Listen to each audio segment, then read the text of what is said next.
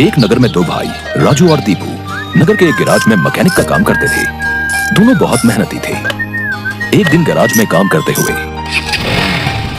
भाई मैं सोच रहा था, अगर हम ऐसे ही काम करते रहे तो एक दिन अपना एक गैराज खोल लेंगे और फिर जल्दी ही दूसरा और फिर तीसरा और जल्दी ही हर शहर में अपना एक गैराज होगा।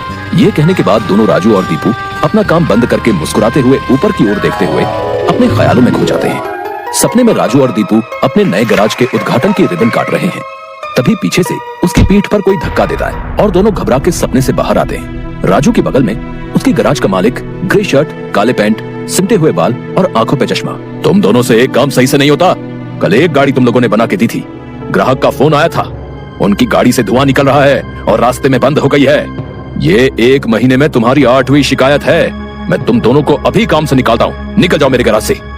मालिक, पर यह भी तो हो सकता है उसकी गाड़ी खराब हो। हमने तो ठीक से ही काम किया था।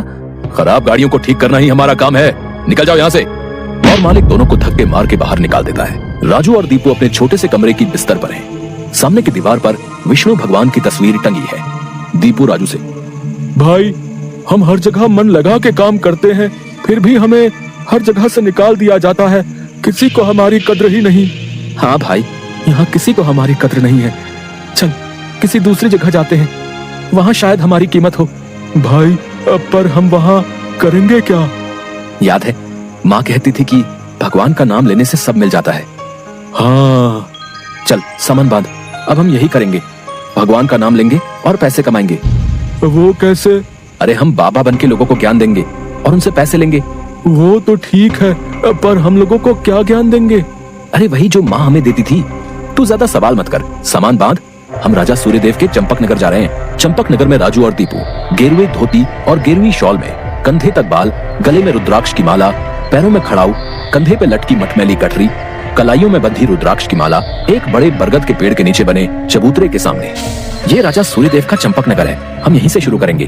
दीपू सुन, आज से तेरा नाम दीपू नहीं दीपेश्वर है, समझा?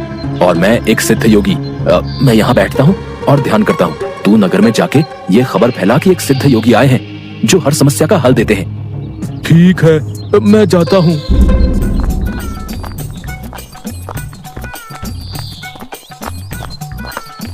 भाई हमारे सिद्ध बाबा जी के लिए कुछ दान दो। ये कौन से बाबा हैं और कहाँ हैं? बड़े सिद्ध बाबा हैं, उनके पास हर समस्या का हल है। नगर के बाहर जो बड़ा बरगद का पेड़ है ना, वहाँ ठहरे हुए हैं।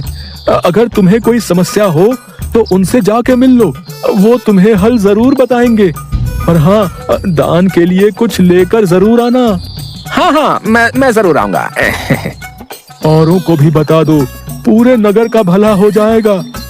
जरूर बाबा जी, जरूर। राजू पेड़ के नीचे ध्यान में बैठा हुआ है और दीपू थैले में सामान लेके उसके पास जाता है। मैंने नगर में खबर फैला दी है, जल्दी ही लोग यहाँ आते होंगे, तुम तैयार रहो। मैं तो कब से तैयार हूँ, देखते हैं क्या होता है। राजू फिर से ध्यान में बैठ जाता है। तभी नगर के लोग वहाँ आने लगते हैं और हाथ जोड़ के नीचे बैठे हैं। बाबा, हमारा काम नहीं चल रहा, कृपा करें। आप जो भी दान के लिए लाए हैं बाबा के चरणों में रखें और बाबा से गुरु मंत्र लें। दुकानदार राजू के पास पैसे रखता है और हाथ जोड़कर खड़ा हो जाता है। राजू इशारे से दुकानदार को अपने पास बुलाता है और उसके कान में कहता है, श्री राम, हर बिक्री के समय मन में ये नाम का जाप करो, बिक्री बढ़ जाएगी। याद रहे, अपना ये मंत्र किसी को नहीं बताना, अपनी पत्नी को भी नहीं। जैसी आपकी आज्ञा बाबा जी। महाराज, आप राजकुमारी के लिए एक योग्य वर तलाश रहे थे। हमारे गांव में एक सिद्ध योगी आए हैं जो तेजवान हैं और राजकुमारी के लिए एकदम श्रेष्ठ हैं। गुरुदेव, मुझे आपके चयन पर पूरा विश्वास है। अगर आपने चुना है तो वो राजकुमारी के लिए अवश्य ही उत्तम होगा। सोने, जवाहरात और अनेक उपहार लाओ। हम अभी उन महान योगी के पास जाएंगे और उनसे राजकुमारी से विवाह करने का आग्रह करेंगे। हे तपस्वी, मैंने आपके बारे में जो सुना था, आप उतने ही तेजस्वी हैं। मेरा आग्रह स्वीकार करें। राजू ध्यान से आंख खोलकर राजा को देखते हुए, जी महाराज, कहिए क्या परेशानी है आपको? मेरी इच्छा है कि आप मेरी पुत्री से विवाह करें और ये उपहार स्वीकार करें। राजू काफी देर तक उपहार में लाए सोने, चांदी और अनेक वस्त्र और उपहारों को देखता है, फिर राजा की ओर मुड़ता है। महाराज, मैं तो एक सन्यासी हूँ, मुझे इन सबसे क्या लेना। मुझे क्षमा करें, मैं आपकी बात नहीं मान सकता। दीपू चौंकते हुए राजू को देखता है। मैंने जो सुना था आप उससे भी महान हैं। मुझे क्षमा करें यदि मैंने आपका अनादर किया हो। आप जब तक यहाँ हैं मैं कोशिश करूंगा आपको कोई दिक्कत ना हो। और राजा सूर्यदेव को प्रणाम करके वापस चले जाते हैं। अरे राजू, ये क्या कर दिया तुमने? इतना अच्छा मौका हाथ से जाने दिया। अरे राज करते हम लोग। राज, तुम्हें ये क्या हो गया है? मैं यही सोच रहा था, लेकिन फिर मैंने सोचा कि इतने दिनों से ईश्वर का नाम लेते लेते इतना तो समझ आ गया है कि ईश्वर के नाम अमृत में ऐसा क्या है जो मीरा सारा राजसी ठाट छोड़कर वैरागन बन गई। क्यों प्रहलाद ने अपने पिता की इतनी यातनाएं सही। मुझे भी राम नाम का धन मिल गया है जिसके आगे इस दुनिया का सारा धन फीका है। मुझे ये सब नहीं पता। हम यहाँ पैसे कमाने आए थे, ना कि साधु बनने। मैं चला, मैं अकेले ही सब संभाल लूंगा। तुम्हें जो ठीक लगे करो, पर अगर किसी मुसीबत में फंस जाओ पूरी श्रद्धा से ईश्वर का नाम लेना, तुम्हारी मुसीबत दूर हो जाएगी। तुम्हारा दिमाग खराब हो गया है? इतनी आसानी से मुसीबत दूर होती तो सभी खुश होते। राजू बस उसे देखकर मुस्कुराता है और ध्यान में बैठ जाता है। दीपू अपनी पोटली उठा के गांव में चल देता है। क्यों भाई, कैसा चल रहा है? हाँ भाई, सब बढ़िया है और अब घर में सुख शांति भी है। ये भी बेवकूफ बन गया। राजू है तो चालाक। उसने ऐसी युक्ति की कि कोई उस पर सवाल नहीं उठा सकता। कुछ राशन दान करो। जरूर। दुकानदार राजू के थैले में चावल डालने जाता है। तभी दीपू, ये क्या दे रहे हो? इतनी मिठाइयाँ और मेवे तुम्हारी दुकान में है और तुम ये कच्चे चावल दे रहे हो? इनमें से कुछ दो।